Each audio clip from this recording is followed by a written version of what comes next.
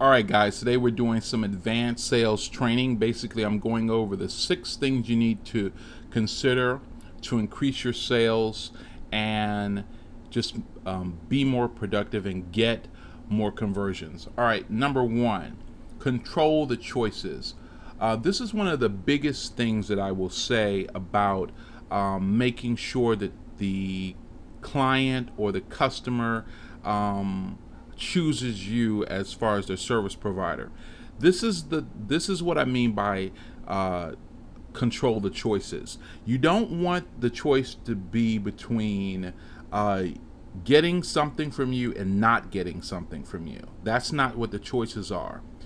The choice is which one of the products that you offer are they interested in, okay? Or which one of the services, or which one of the competition services that you offer would they like to incorporate in their business. That's what I mean when I say control the choices. You want to give them the opportunity to choose, not between not having something and having something, but the choice between which one of the things that you offer are they going to have. So that's what I mean when I say controlling the choices. All right, number 2, don't be lazy. One of the biggest things that people do, especially in the technology age, is they depend on the technology too much to help them in the sales process. And that means that if a client says to you, well, I will email you the form, or I will send you the document via snail mail or regular mail, you're okay with that. What happens here is usually what needs to happen is you need to be comfortable enough with the customer that you will actually go to them if they need to sign something or they need to get you back some documents, okay? If it's a 30-minute drive, hop in your car, drive over there with the pages already labeled as to what things they need to sign. If they need to sign that document, you need to get somebody over there to have that document signed. Because if you're sitting around waiting for them to remember to sign that document, put it in the FedEx envelope, send it back, you're going to be waiting for a while. You need to be proactive and don't be lazy. All right. Then rehash the services for additional sales. What that means is after you've talked to them and after they've signed up for some service or some product that you're offering them, ask them the question, well, what other things do you have some difficulty with that you would like us to help you solve? They have things in there that they are having some problems with, and you need to find out what those things, but you never find out what those things are until you ask the question. Okay, so you need to rehash, ask the question. A famous example of this is if you're at a restaurant and if they're following the techniques that I'm talking about here, they say, well, which one of our desserts would you like to try? Basically controlling the search, the choices, not asking you, would you like to have dessert today? Because you're thinking, well, maybe I don't. But if you say, they put the menu in front of you and say, which one of these desserts would you like to sample? Would you like to try? Okay. Then that's what it means when he's talking about rehashing, because what happens is you've already eaten your meal. Now they're rehashing. They're going for the second part of the sale, which is the dessert. So you need to ask that even in your business. What type of services, in addition to what we've already have talked about, are things that you have problems with that you would like someone else to probably find a way to optimize or, make the process a little easier. And that's what we talk about when we talk about rehashing. Okay, this is huge. This makes a lot of money for you if you just learn this technique. All right, next, number 4, don't rush the sale. There is a stink of desperation that people have when Once you get to the point where the customer, you think that the customer is going to sign, and you start speeding up your conversation, start asking them for their credit card in such a way that it makes you have a stink of desperation. Your tone just comes off as you're rushing the sale and you're rushing the buyer.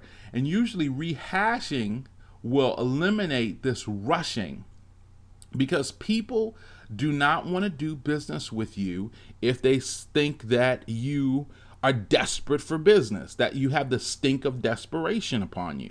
So you want to just not have that stink upon you. Just go ahead and slow it down a little bit and listen and ask additional questions. People feel comfortable with doing business with people that care about them and what their sales processes are, what their business processes are, what they're trying to do as business owners. Okay? So don't rush to sale.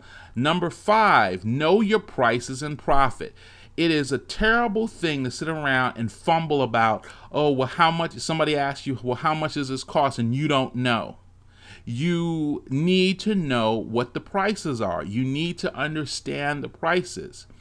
If there's a situation where you need to get an estimate, then what you gracefully say is, I want to get the best price for you. So what I'm going to do is I'm going to check with our supplier and see what we can do as far as getting you the best price. Now, people will love that. They say, well, you're going to get us the best price. So that's what you focus on. You focus on knowing what you can do as far as a deal, meaning the prices, and then you can also look at what your profits are. So you want to let them know, hey, look, this is what we came up with. This is the price. And then you already in the back of your mind know what your profit margin is going to be on that. You do not want to start quoting prices if you don't know the prices, because that is a huge mistake. All right. And then number 6, you need to know when to let go.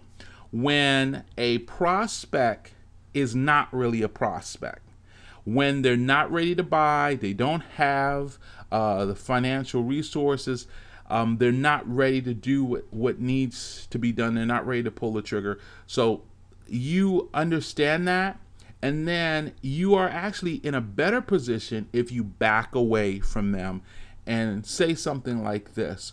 Well, what I want to do is I want to give you some time to think about it.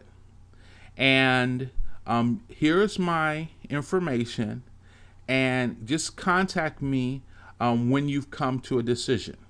And that leaves the door open, but it allows you to move on to the next customer, next prospect. You don't want to be lingering there, because what happens is then you get that stink of desperation again, where you're acting almost like you're begging them. And because you're lingering so long, they're like, wow, I don't know. And if they don't know, then the best way to make them move is to actually act like you're leaving. Just say, well, I gotta go.